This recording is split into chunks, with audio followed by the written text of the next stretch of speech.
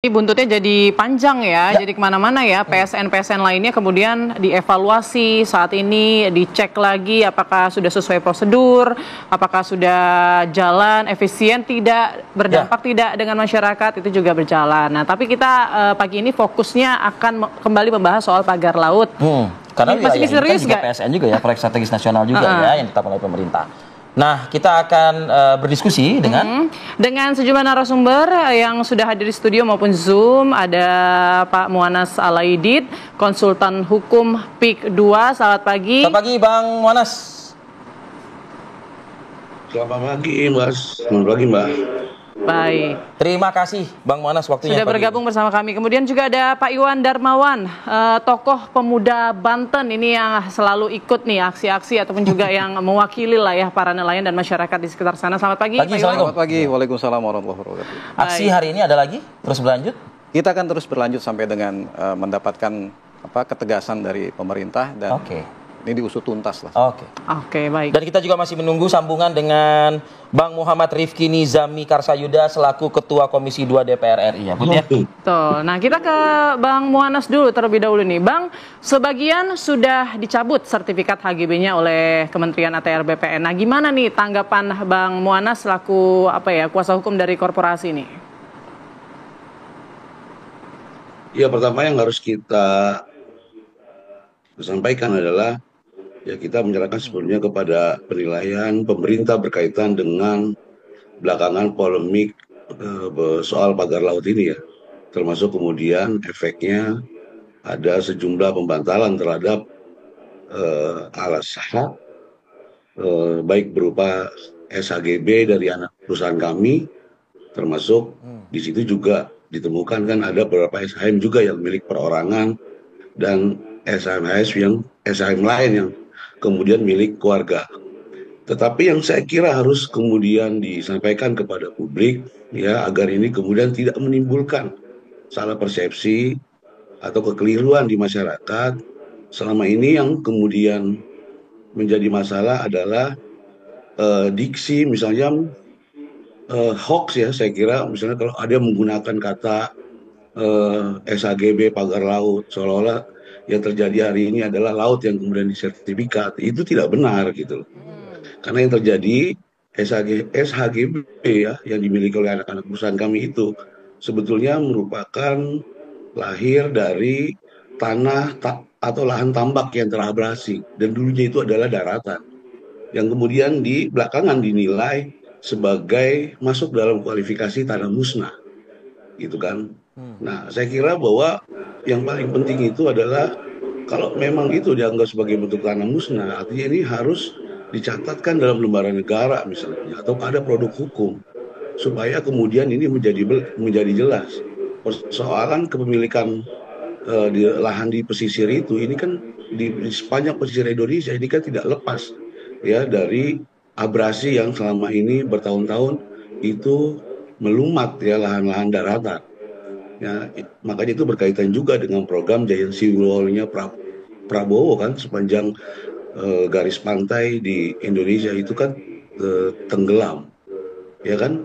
Nah, jadi persoalan abrasi ini kan kalau kita lihat di sepanjang pesisir itu kan jelas itu menunjukkan dari tahun 2000 dari tahun 95 misalnya dari tahun 2005 berapa catatan misalnya dari BPPD Kabupaten Tangerang itu bisa kita lihat bahwa itu adalah bukan karangan, bukan alasan. Cuman saya kira yang harus disampaikan kepada publik adalah bahwa harus ada dan ini menjadi sebuah catatan dari pemerintah juga harus ada produk hukum baru untuk bisa menentukan apa sih sebetulnya kualifikasi sebagai bentuk tanah musnah agar kemudian tidak ada rakyat atau badan hukum yang kemudian dirugikan kemudian hari.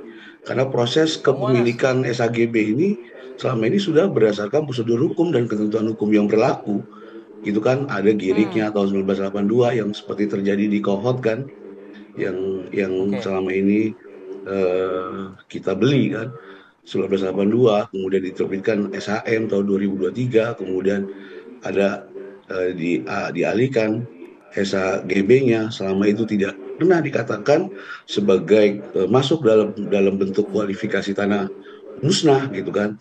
Nah, Kemudian juga SHGB itu juga diperkuat, ada perda ya, ada perda dari pemerintah Kabupaten Tangerang nomor 23 tahun 2024 ya, kita beli melalui rakyat, bayar pajaknya, ada izin lokasinya, ada pemanfaatan ruang lautnya. Nah, ini kan proses yang kemudian berjalan. Kalau kemudian misalnya kementerian belakangan berpendapat lain ya mungkin karena terjadi polemik, ya terjadi misalnya misinformasi, kemudian menganggap bahwa itu masuk dalam kategori tanah musnah.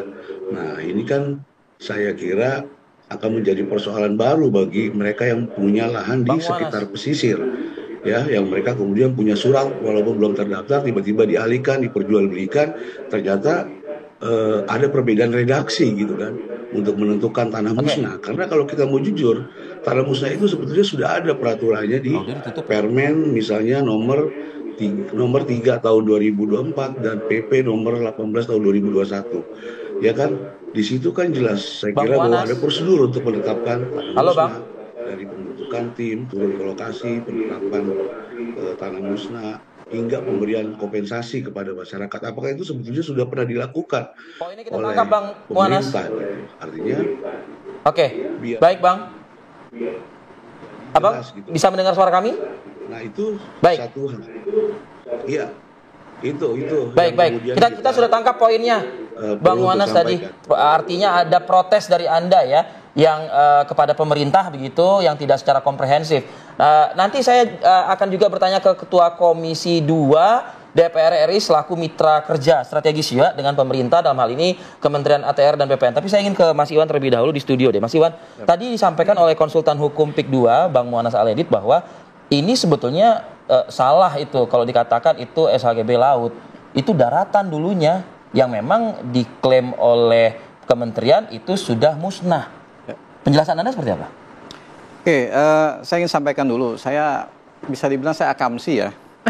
Saya lahir besar di kawasan pesisir Kabupaten Tangerang dan saya tahu persis.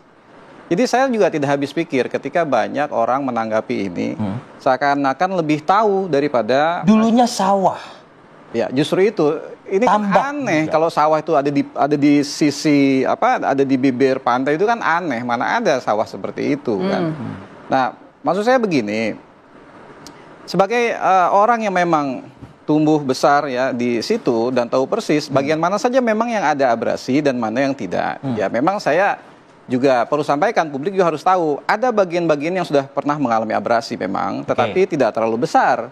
Dan sebagiannya sudah terselamatkan dengan penanaman mangrove secara swadaya dan ada juga yang menggunakan program-program CSR, kemudian juga ada juga dari pemerintah. Itu sudah ada yang sudah kembali gitu. Jadi kalau dikatakan ini tadinya darat kemudian hilang, saya pikir jumlahnya juga tidak terlalu signifikan gitu. Banyakkah persentasenya misalnya? Ya ada lah, mungkin di bawah 10% lah. Oke, tapi termasuk di bagian pagar laut seluas sepanjang 30,16 ini, apakah masuk dalam bagian situ? Yang jauh, saat ini sudah sangat jauh dari situ. Artinya yang pagar ini memang betul-betul laut dia, bukan lagi bibir pantai kan. Gitu. Jadi kan sekarangnya, mungkin dahulunya begitu Bang Iwan. Iya, itu dari dulu pun abrasinya tidak terlalu besar sebenarnya, tidak terlalu besar. Jadi itu kan sangat jauh sekali sampai ke laut gitu. Nah, tapi faktanya Bang Muanas mengatakan surat-surat tersebut ya terlegalisasi oleh sejumlah institusi ya, LK kita nyebutnya gitu, lembaga dan kementerian. Salah satunya mungkin ya dari Pemdanya juga, bahkan juga dari Kades juga dan lain sebagainya. Ya memang kan dari pihak AGS sendiri melalui Bung Muanas juga mengatakan bahwa itu kan awalnya SHM dari masyarakat, lalu dibeli. Dibelinya dari masyarakat? Dari masyarakat dibeli dari masyarakat. Kalau kita nih orang Banten sederhana sih sebetulnya. Kalau kita mau beli tanah misalkan 100 meter, dilihat kan tanahnya. Batasnya mana, ukuran ditarik ukur gitu. Lah sekarang ada lahan yang luasnya luar biasa. Tapi itu air gitu, itu laut gitu. Tapi SHM kan sebenarnya harusnya sejak awal sudah tahu bahwa ini ada masalah tuh. Iya, ada problem kan seperti itu. Nah kan kalau kita lihat dari satelit kan ada pengkotak-kotakan gitu kan. Nah apakah itu mungkin ada yang bilang ya itu sebetulnya kayak patok gitu atau gimana tuh? Tambak istilahnya. Penjelasannya untuk anak kampung sana lah ya. Ya saya juga ingin menyampaikan bahwa publik juga, masyarakat Indonesia harus tahu ya. penancapan bambu-bambu tersebut itu dilakukan secara terang-terangan. Masyarakat secara terbuka kenal siapa yang menancapkan dan tahu. Jadi menurut saya ini juga tidak masuk akal ketika semuanya serba ujuk-ujuk terus bilang tidak tahu, gitu ya. Saya harus sebutkan bahwa ini harusnya karena bukti-bukti juga sudah jelas, saksi juga banyak. Ini dari mulai kepala desa, aparat pemerintahan di Kabupaten Tangerang, ya, ini harus diperiksa menurut saya. Jadi tidak apa ya, ini bukan sesuatu yang goib gitu. Ada barangnya, ada bendanya, ada pelakunya, ada saksi yang melihatnya, dan ini sebenarnya bukan hal yang ujuk-ujuk baru kita suarakan. Ini sudah lama.